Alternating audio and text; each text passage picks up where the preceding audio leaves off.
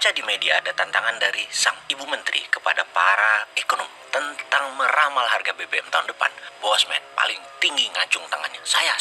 Tapi nggak digubris. Lupa diri nih Bosman. Orang dia bukan ekonom, kok nantang. Siapa lu Bosman? Oh, rupanya hanya ekonom yang boleh meramal harga BBM ya. Ekonomi yang mana? Ekonomi yang selama 50 tahun ini membuat rupiah tidak pernah kuat itu. Ekonomi yang membuat inflasi 20.000% selama 50 tahun itu ya. Memang harus ekonom ya yang boleh menebak harga BBM tahun depan. Sekarang sudah sekian lama, mana yang menebak harga BBM para ekonomnya ya? Gak ada juga tuh yang bunyi. Ya sudah, Bosman aja yang menebak. Kalau Pak Jokowi boleh mencalonkan 3 kali atau dirinya mau menurunkan derajatnya dari presiden ke wakil presiden, jadi orang nomor 2, kemungkinan besar beliau jadi lagi. Pertanyaannya, segini nafsunyakah dirinya berkuasa hingga jadi orang nomor 2 juga mau? Rasanya beliau bukan manusia yang suka mabuk jabatan. Bukan manusia yang suka dipuja-puji. Bukan manusia haus kekuasaan deh. Beliau itu simbol kesederhanaan rakyat Indonesia yang tidak haus jabatan, tidak haus pujian. Beliau melayani orang, bukan dilayani. Jadi manusia mungkin ya bisa berubah sih. Siapa tahu memang Indonesia ini tidak punya orang sebaik beliau, yang mana selama 8 tahun ini telah meningkatkan GDP per kapita 16% atau 2% per tahun. Hebat nggak tuh? Naik 16%. Yang membangun jalan tol ribuan kilometer sebagai infrastruktur jalan nasional.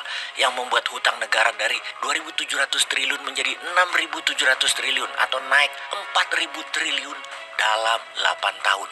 Ini luar biasa Indonesia dipercaya oleh dunia. Dapat hutangan itu artinya Indonesia kaya dan Indonesia dipercaya. Hebat kan?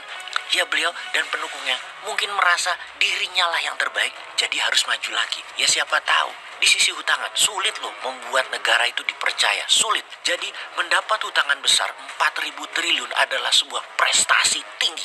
Bosman, kalau menjabat belum tentu mendapat hutangan segitu besar. Karena itu pasti printing money. Karena nggak berani utang dolar. Yang penting utang rupiah. Jadi kalau beliau masih tanding di tahun 2024, maka Bosman tebakannya pasti beliau menjabat lagi. Tapi kalau beliau tidak ikut di tahun 2024, maka walau calonnya Pak Jokowi yaitu Pak Ganjar sekalipun sulit menang melawan Anies. Bosman ini gini-gini melakukan survei di sosmed menggunakan ada 2 sampel pertanyaan, di mana yang pertama dapat 2.000-an responden dan yang kedua mendapat 2.900-an responden dalam 24 jam. Memang belum mewakili 100% penduduk Indonesia, juga belum mewakili wilayah mana responden ini disurvei. Namun hasilnya bisa menjadi cermin. Surveinya begini, Bosman Capres dipasangkan dengan Ganjar, Sandi Uno, Prabowo, Anies. Hasil akhir yang tertinggi adalah Bosman Anies 66%. Ketika Bosman Cawapres dengan Capres Ganjar, Sandi Uno, Prabowo, dan Anies, hasil terbanyak adalah Anies Bosman 79%. Nah, ini menyimpulkan apa? Bahwa Bosman itu layak diperhitungkan. Salah. Maaf, bukan Bosman. Bosman dipakai untuk kenetralan responden, di mana membuktikan bahwa faktor Anies dipasangkan dengan nobody. Seperti Bosman aja kuat, apalagi dipasangkan dengan Prabowo, Ganjar, Puan.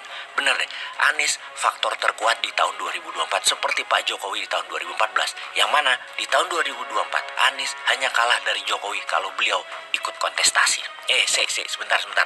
Ini analisa Capres ya, bukan analisa harga BBM.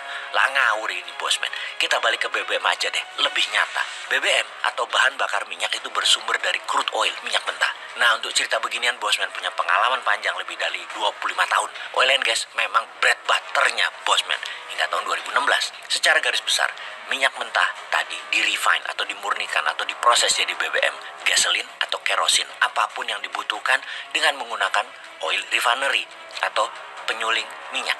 Oil refinery di seluruh dunia ini ada lebih 400-an dan Amerika memiliki 270-an lebih.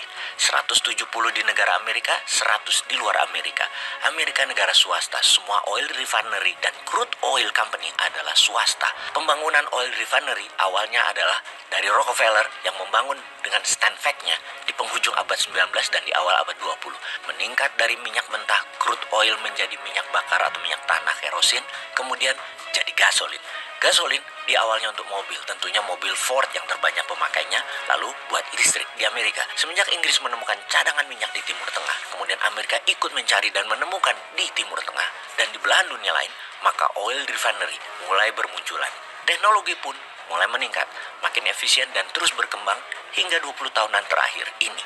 Mulailah manusia menyadari bahwa karbon hasil buangan BBM dan energi adalah penyumbang terbesar masalah lingkungan hidup. Perubahan cuaca menjadi dunia semakin tidak sehat, semakin panas, salju mencair, permukaan air laut meningkat, dan lain sebagainya. Maka dunia mencari sumber energi ramah lingkungan, menggantikan fosil oil, menggantikan batu bara, dari sampah bahan bakunya, dari matahari, angin, panas bumi, dan lain sebagainya, dengan penyimpanan adalah menggunakan baterai.